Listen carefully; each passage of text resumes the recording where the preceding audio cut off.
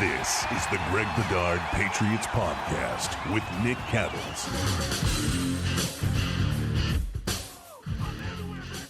Everybody, welcome into the Greg Bedard Patriots Podcast on location again at the Senior Bowl here with Mike Giardi. Mike, so this was day 2 of the Senior Bowl. Of course, there's a lot of on-field stuff, but I think most of the people, especially Patriots fans, are wondering more about the off-field stuff, the staffing. We heard, reported today that Booker, Scott Booker, former Vrabel assistant coach with the Titans, coach the safeties, is coming on board. Just another hire on that side of the ball that is Vrabel guys in his wheelhouse. Good, bad, indifferent? What do you think? Well, so for me, it's more about who's leaving, right? Right. Brian Belichick and Mike Pellegrino both out, and there had been some discussions about maybe them staying on board, but in fact, both guys are out. We actually ran into Pellegrino down here because now he's looking for a job. Those guys are good coaches. Mm-hmm. And I know, like Brian, no one wanted to talk about it because, especially at the end with Bill and the disdain for Bill and how things went, and then Steven and his sort of odd ways and all that. But Brian's been a really good safeties coach, coached a lot of different guys. You talked to Devin McCourty, Duron Harmon, Jabril Peppers. You talked to Del Pettis this year. Like, all of those guys speak very highly of him. He knows his ball, and he knows how to reach them. And I think when you look at this team this year, how many young players, aside from the quarterback, actually developed? Very few. Del Pettis was one of those guys. And actually, Marte Mapu near the end of the year had some moments, right, where, and I don't know if he's a long-term fit here in New England, but, like, there was some growth there. And I think some of that is attributed to Brian. And when it comes to Pellegrino, like, he's a damn good cornerbacks coach. I know it's like the Felger and Maz, he's a lax bro, and he was. But he turned out to be a pretty damn good football coach. And Coach Gilmore, Coach J.C. Jackson, Coach Gonzalez, like, invested in those guys. If you ever see the all-22s on the sidelines, he loses his mind during the game for his guys. And just that sort of intensity, I think, shined and helped develop players like Alex Austin, who maybe we looked at in the beginning and said, he's not any good. And then all of a sudden it's like, wait, he might have a chance. And I think, again, there's talent there, obviously, but Pellegrino gets an assist. Yeah, I mean, I totally agree with you on Pellegrino. Like, I thought, and certainly Brian to an extent, I mean, of course, with the Belichick connection and everything, you figured there was probably an expiration date on that, you know, with a new coach coming in and, like, really trying to separate from Bill. I mean, you know, Mayo was Mayo and did sort of Mayo things, but I think that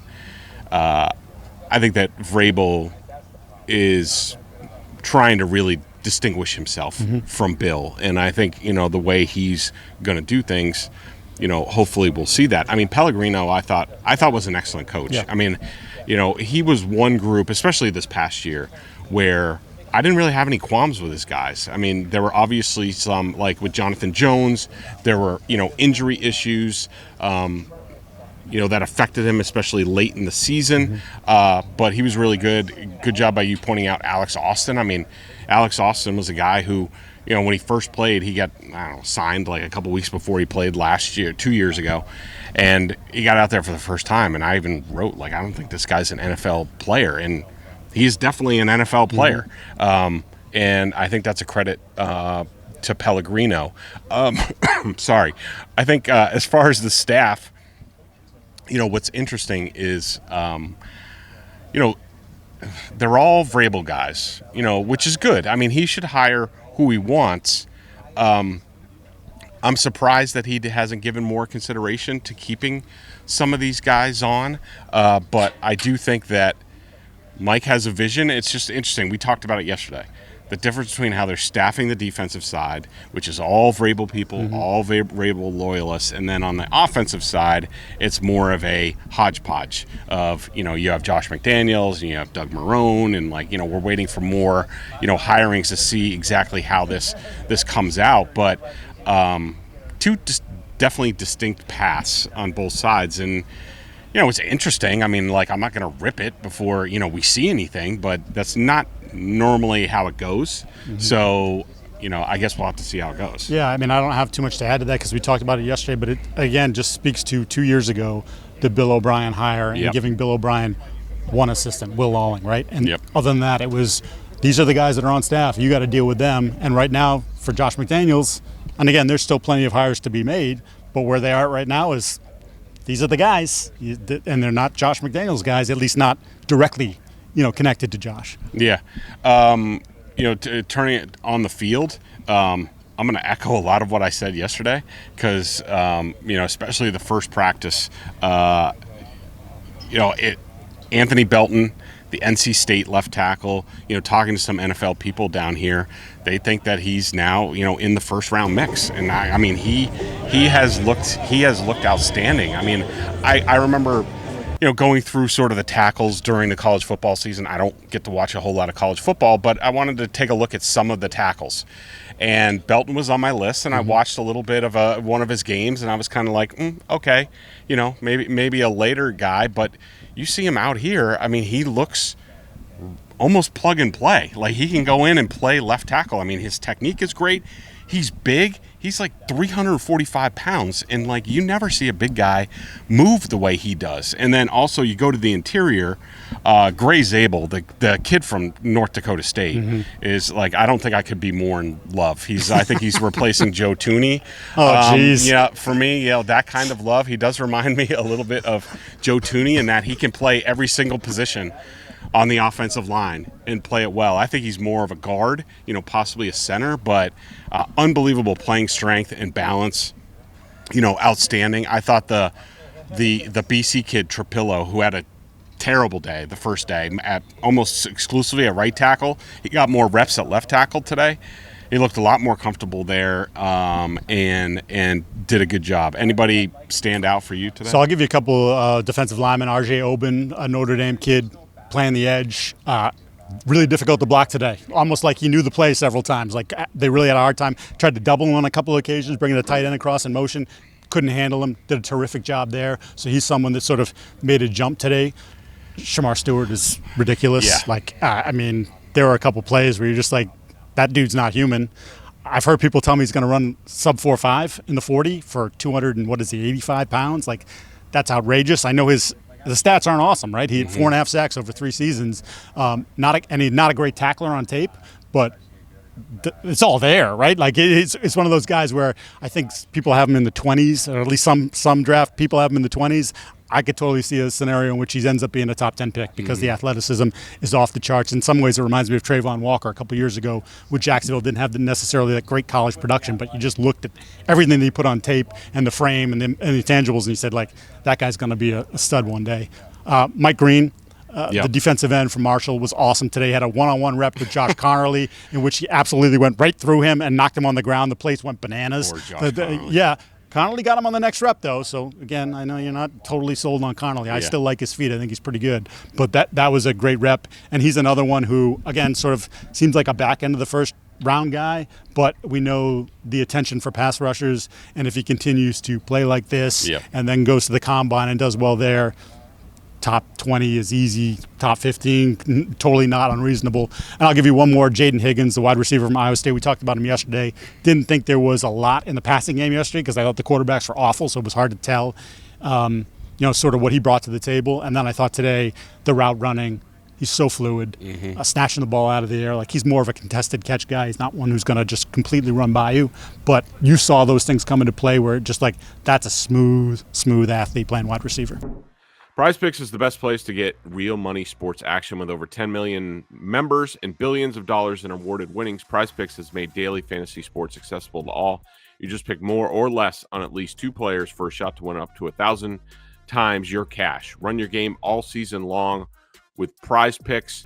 It's playoff time, and it's now or never. Don't miss out on the last few weeks of football action with PrizePicks, the best place to win cash while watching the playoffs. PrizePicks now offers MasterCard for quick and easy deposits into your account this sports season. Which players are going off, which ones aren't.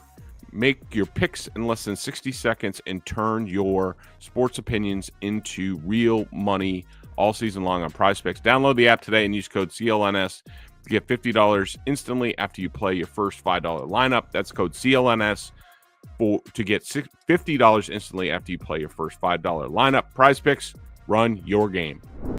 Game time. I found that through Game Time Picks. Filters out all the fluff to show you only incredible deals on great seats, so you don't have to waste time searching through thousands of tickets. Love the all-in pricing. Toggling in this feature shows the total up front with no surprise fees at checkout. They have seat views. Get a panoramic view from your seat in the app before you buy. That's a must for me. Download the Game Time app, create an account, and use code CLNS for $20 off your first purchase. Terms apply. Again, create an account and redeem code CLNS for $20 off. Download Game Time today. What time is it? Game Time. Yeah, and what's interesting is I saw Matt Groh spent a lot of time watching the tight ends in the first practice. I do like the Miami kid. What's his last name? Arroyo. I do like him. Like, he doesn't look flashy, but when he's running routes down the field, he finds a way to get separation. A really good athlete. I forgot. I had the wrong guy yesterday. I talked about a center from Arkansas. I had the helmet wrong. Jonah Monheim, the center from USC, has been outstanding. He looks tough as nails to me. Love him. You brought up Mike Green, who I thought was great. Ozzie Trapillo is the BC kid. One thing I also forgot to mention when we were talking about staffing and Vrabel and stuff like that, it's interesting to watch the dynamics between the Patriots front office people that are here.